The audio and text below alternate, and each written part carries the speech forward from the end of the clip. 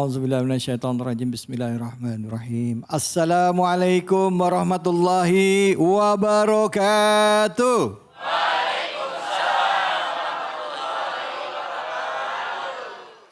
Buah leci, buah atap. Memang cuman jamaah Al-Mujahirin Bekasi. Muhajirin. Yang bener yang mana sih? Oh, Muhajirin. Memang cuman jamaah Al-Muhajirin Bekasi yang paling mantap. Ketawa aja.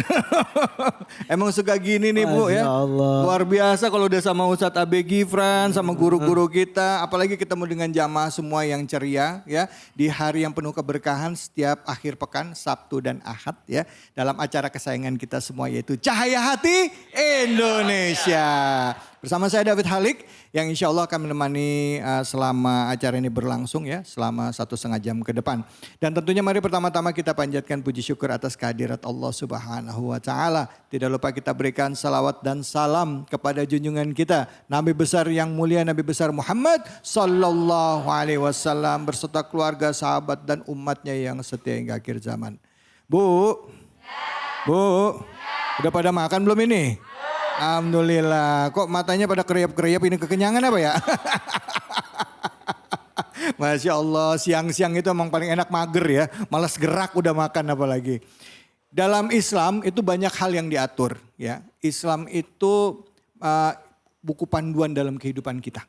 Ya, punya buku panduan yaitu Al-Quran. Supaya kita selamat dunia dan akhirat. Jadi kalau pengen selamat dunia akhirat pegangannya Al-Quran. Apa aja yang diatur? Banyak.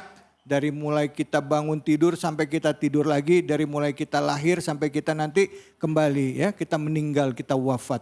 Di antaranya yang diatur adalah mengenai pernikahan. Nah, pernikahan itu masuk di dalam hal-hal yang diatur di dalam Islam. Nah, bagaimana Islam melihat tentang pernikahan ini? Nah, untuk itu hadir bersama kita guru-guru kita yang sudah tidak asing lagi. Udah ngangkat mic aja belum? Ustadz yang selalu digandrungi oleh jamaahnya. Ustadz yang ilmunya sangat dalam. Al-Mukarram Ustadz Abe Gifran. Assalamualaikum warahmatullahi wabarakatuh. Waalaikumsalam guru. Sehat guru? Ya Allah. Alhamdulillah baik, sehat. Baru pulang haji ini kayaknya. Baru pulang haji. Ya Allah, coba rambut diangkat dulu itu. Ini kalau saya dibuka udah kayak Saya. ya Allah. Bisa benar kalau biar ibu-ibu fokus ya kalau nanya ya. Masya Allah. Bukan dia nggak tahu Al-Muhajirin. Padahal tahu. Ngapa ngomong begitu? Biar ibu-ibu fokus. Pinter bener ya. Alhamdulillah sehat Bang Hafid. Alhamdulillah sehat Kiai. Kiai ini baru balik haji ini kemarin. Alhamdulillah. Saya kemarin baru pulang haji. Saya doain di sana. Saya didoain? Enggak. Saya kira saya didoain di sono. Aduh, gimana tapi alhamdulillah ya. Alhamdulillah sehat. Bawa jamaah ya di sana ya. Bawa jamaah, alhamdulillah lancar. Mudah-mudahan Bang David dan semua pemirsa bisa haji. Amin, amin ya Allah, amin. Dibayarin apa gimana? Daftar belum lu? Hah? Daftar belum? Belum. Masih lama. Ya Allah. Baik, di sebelah Ustadz Abe Gifran hadir juga. Guru kita, beliau adalah tamatan dari Al-Azhar Kairo. Beliau juga sedang mengambil gelar doktoralnya di UIN Makassar. Beliau juga pimpinan di pondok pesantren ya di Al-Kausar Bogor ya, pondok pesantren Al-Kausar Bogor yaitu Kiai Haji Awaluddin Ghaffar. Assalamualaikum warahmatullahi wabarakatuh Kiai. Waalaikumsalam warahmatullahi wabarakatuh. Ustaz David. Alhamdulillah sehat. Seharusnya antum yang duduk di sini. Ya salah. Balik ya. Gantian. Iya. Karena kan kalau dia mah tiap minggu. Iya Kalau benar. kita kali-kali. Justru itu mendingan jadi host ya.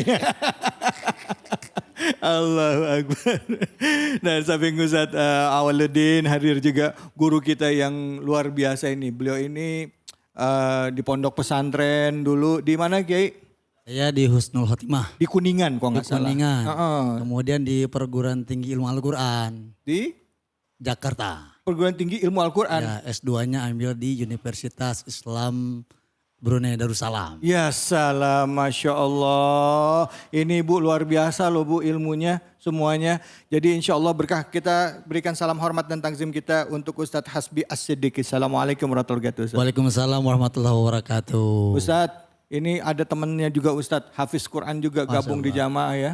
Ustadz Agung. Ustadz Agung, Assalamualaikum Ustadz Agung. Ya Allah, luar biasa. Makasih sudah meluangkan waktunya ke sini nih. Ustadz Agung juga teman juga sama Ustadz Awaludin Ghafar. Teman juga sama Ustadz Abi Gifran katanya. Teman kita semua. Hah? Teman kita semua. Saya juga temenan ya Ustadz ya.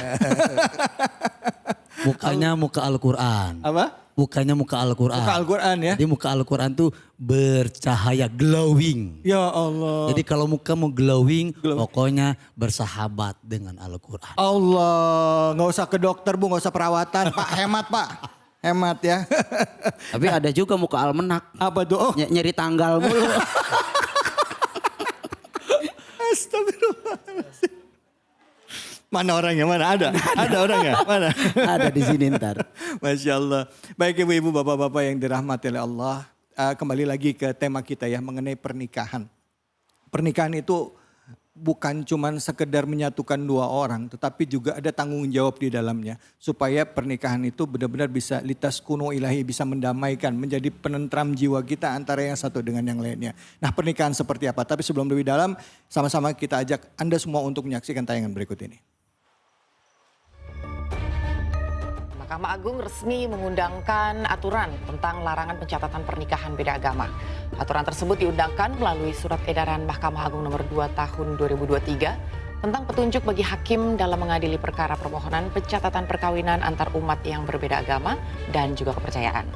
Skema tersebut resmi diundangkan oleh Ketua MA Muhammad Syarifuddin pada Senin 17 Juli 2023. Isi SEMA 2 2023 tersebut menegaskan dua hal. Pertama, perkawinan yang sah adalah perkawinan yang dilakukan menurut hukum masing-masing agama dan juga kepercayaan. Dan kedua, ditegaskan bahwa hakim dilarang untuk mengabulkan pencatatan pernikahan yang berbeda agama. MUI apresiasi keputusan yang dikeluarkan Mahkamah Agung. Menurutnya peraturan ini dapat memberikan kepastian hukum dan menutup celah bagi pelaku perkawinan antar agama yang berusaha mengakali hukum. Sebelumnya perkawinan beda agama ini pernah disetujui oleh Pengadilan Negeri Surabaya. Salah satu pertimbangan hakim saat itu penetapan pernikahan beda agama adalah perbedaan agama tidak termasuk larangan untuk melangsungkan perkawinan sebagaimana yang diatur dalam Undang-Undang Perkawinan. Ya Indonesia ini kan kita berdasarkan Pancasila ya. Sila pertamanya adalah ketuhanan yang Maha Esa. Nah kalau bicara mengenai hal-hal yang sifatnya ritual ibadah ya termasuk pernikahan dianggapnya itu diatur melalui undang-undang agama ya atau aturan agama masing-masing. Nah ini yang diadut oleh negara kita. Makanya ada undang-undang hukum Islam ya kita benar. Nah untuk ngebahas soal ini secara general mungkin pandangannya dulu ya. Pandangan pernikahan agama di dalam sudut pandang agama Islam sendiri. Sebelum kita bahas lebih dalam. Silakan mungkin Ustaz Abe, fadhol. Baik Mas David, Masya Allah, Tabarakallah. Dan ini menjadi satu tayangan yang tentunya kita patut bersyukur kepada Allah Subhanahu wa Ta'ala. Bahwa di negara kita masih banyak pemimpin-pemimpin yang ingin menyelamatkan anak bangsa. Dan ini adalah identitas daripada bangsa negara Indonesia. Yang tentunya kita tidak hanya beretika, tetapi memang asas daripada bangsa ini dibangun dengan Pancasila. Dan hukum yang ada di negeri ini tidak terlepas dari dasar-dasar Al-Quran itu sendiri. Oleh karenanya apa yang diputuskan oleh MA ini menjadi satu putusan yang memberikan kejelasan. Sebagaimana Allah firmankan dalam Al-Quran, wala tankihu musyrikina hatta tu'minu.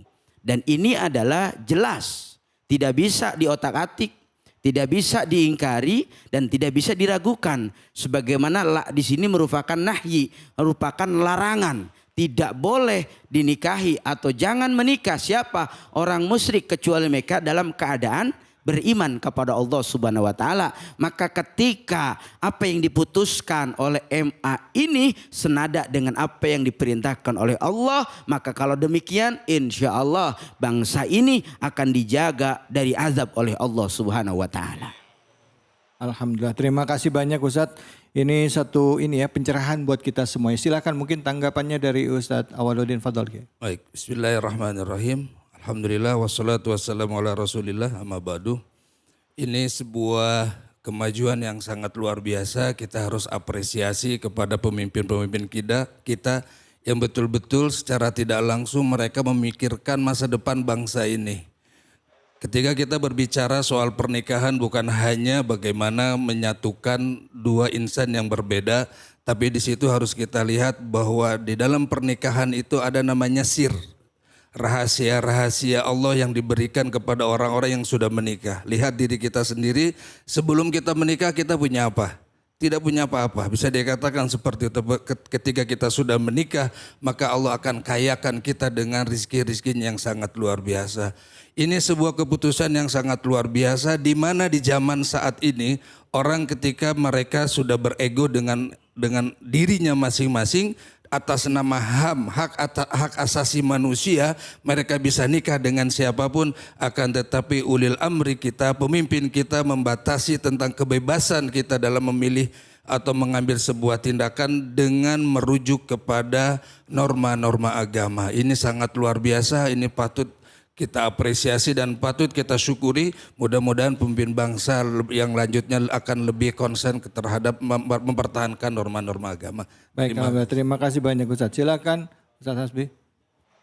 Apa yang diputuskan oleh MA berupa larangan beda agama itu betul-betul membuat hati kita senang, bahagia. Orang-orang Islam, kita orang-orang yang beriman, guru-guru di sini, semua pemirsa Cahaya Hati di seluruh Indonesia, termasuk di sini bapak-bapak, ibu-ibu, membuat kita bahagia.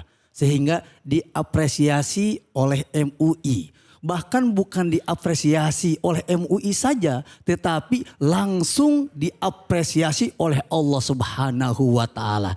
Itulah ayatnya surat Al-Baqarah surat 2 ayat 221. Kang David Khalid mau irama apa? Silakan apa? Mau irama apa? Sudes apa? Sudes. Ya. Saya bacakan. Ya. Auzubillahi minasyaitonirrajim.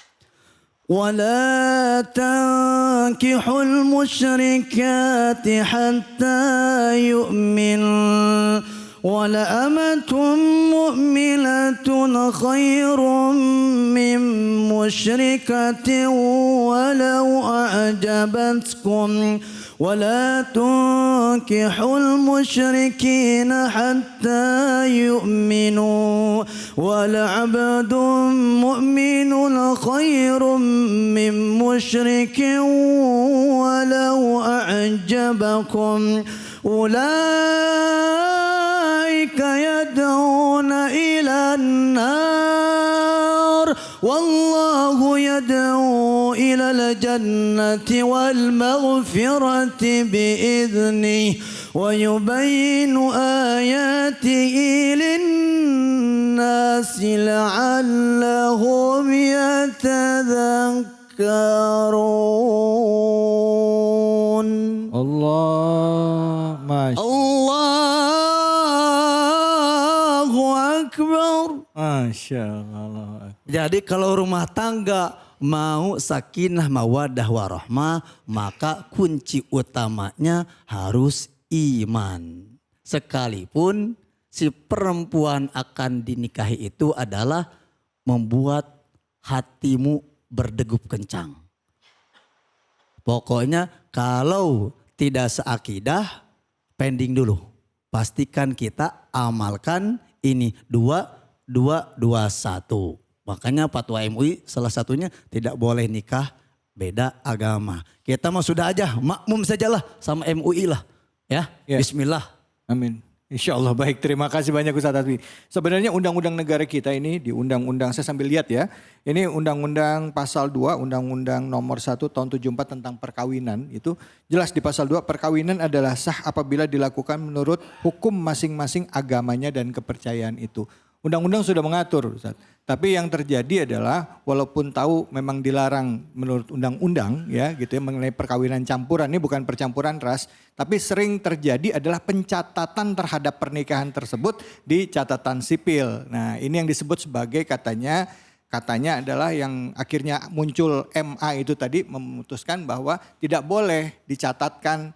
Dan kalau emang mau dicatatkan harus melalui pengadilan. Hakim tidak boleh mensahkan pernikahan beda agama. Nah makanya diperkuat melalui MA tadi. Itulah menurut saya kalau MA-nya gitu, MA-nya dia dekat dengan Al-Quran. Masya Allah. Masya Allah. Saya merasa yakin bahwasannya para malaikat pun mengapresiasi. Allah Subhanahu wa taala mengapresiasi, bahkan Rasulullah sallallahu alaihi wasallam insya Allah Oke. sangat senang, sangat gembira, sangat bahagia. Baik, ada satu pertanyaan ini. Nah, bagaimana dong Ustadz kalau misalnya kita melihat, maaf ya, di zaman dulu ya, di zaman para sahabat pun ada yang menikah dengan beda agama. Laki-lakinya muslim, perempuannya non-muslim. Kalau yang perempuannya muslim, laki-laki non-muslim udah jelas nggak boleh. Ya. Tapi ada nih buktinya laki-laki muslim menikah dengan perempuan muslim. Alasannya adalah masih dalam lingkungan ahlul kitab. Tapi nanti jawabnya. Ya. Nanti jawabnya. Bagaimana? Terus bagaimana pula yang sudah melangsungkan pernikahan sampai saat ini? Apa yang harus dilakukan? Temukan jawabannya. Tentunya hanya di sini. Di Cahaya Hati Indonesia.